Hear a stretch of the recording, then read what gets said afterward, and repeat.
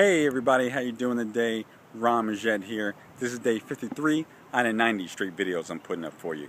And if you've been following along, we're talking about Napoleon Hill, Master's Keys to Riches, and this is chapter 10, which is involved in the law of cosmic habit. Alright, now I say cosmic because it's like the space and the world around you, and you must understand that's how wide it is. But what I'm going to do today is I'm going to bring it down to a lower foundation so we can all understand this. Now understand, this is completely a foundational levels of this. I simply want to inspire you to pick up the book and read it yourself.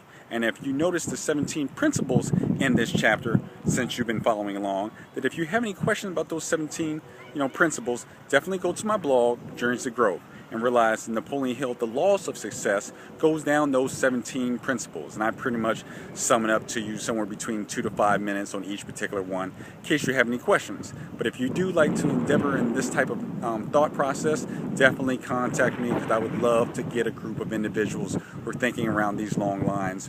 I just want to encourage you to pick up these books, because I know it will do something great for you.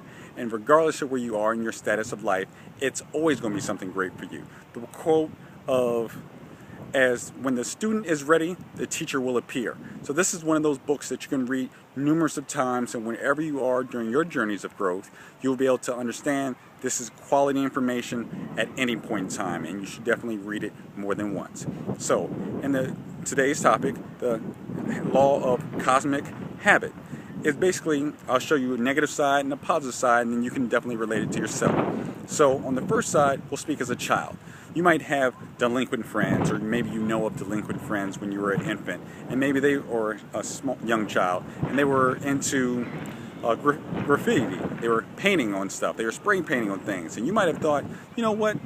I don't believe in spray painting. That's against the law. That's illegal. But yet you're hanging around these individuals who spray paint. You're hanging around individuals who talk about this, and what happens? You find out you're in class, you're doodling more than you ever have before, and you're like, wait, I'm not a doodler. I don't even draw. But the fact of who you surround yourself with, that's the law of cosmic habit. You put yourself in around certain situations, and then it will get into your subconscious mind and push you into a particular direction. Also, in a later date, there's something you can look up. We talk about the time between World War I and World War II. After World War I, people spoke of, you know what, the next war. They knew at some point in time it was going to be World War II. Even though World War I ended in 1918 and World War II ended up not even starting until 1935, there was a feeling in the air, and people spoke about, oh, the next war. Oh, we know that one's in, but that's not going to be the only one. So what happens? There ends up being a World War II. And throughout those durations, they were putting up signs, red signs, saying, hey, look out for outbreaks of certain type of diseases. Now, when you have a like-minded group of probably millions of people who are concerned about getting these viruses or coming out, what do you think is going to happen? Some people are going to get in their mind, they're like, oh, I must be becoming sick. It must be that virus that's going around that everybody's talking about. Anything you leave in your mind long enough will manifest itself and grow. That's the law of cosmic habit. So understand, if you want to do something more on a positive note, start looking at people that inspires you. If you want to be a chef, start reading chef books. Start watching chef TV shows if you're watching TV.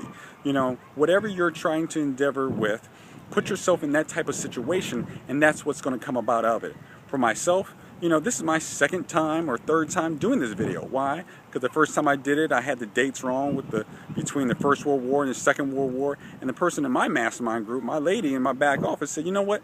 Those dates aren't quite right. Maybe you want to go ahead and do this video again. Absolutely, I'm do this video again. Why? Because I have a much greater dedication than some others may have to say, you know what, let me do it again, let me get my point across, because I don't want to lose anybody in the meaning and the purpose of what I'm trying to get across. I want you to put yourself in a group like Journeys of Growth that you can actually communicate and make comments on only positive vibes. It's going to inspire you to do absolutely anything you want to do. When I'm looking in our private Facebook groups, I'm watching other people's videos, I get inspired by them because they're speaking about things I may not necessarily have thought about. But by doing that, it can trigger something even greater in myself, and that's part of the law of cosmetic habit. Put yourself in those groups, greater things will come. And that's today's video, number 53 out of 90. I'm Ron Majette. I approve this message, and I'll see y'all next time. Peace.